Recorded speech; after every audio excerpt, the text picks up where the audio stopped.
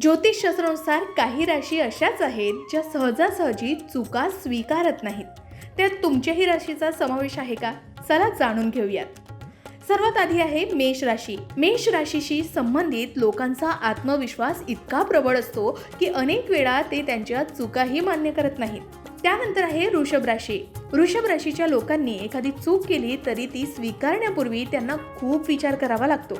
सिंह आणि कन्या या राशीच्या लोकांना त्यांच्या चुकांसाठी इतरांसमोर झुकणं आवडत नाही. त्यानंतर वृश्चिक राशी. वृश्चिक राशीच्या व्यक्ती स्वभावानं लाजाळू असतात, शिवाय त्या खूप हुशार देखील असतात.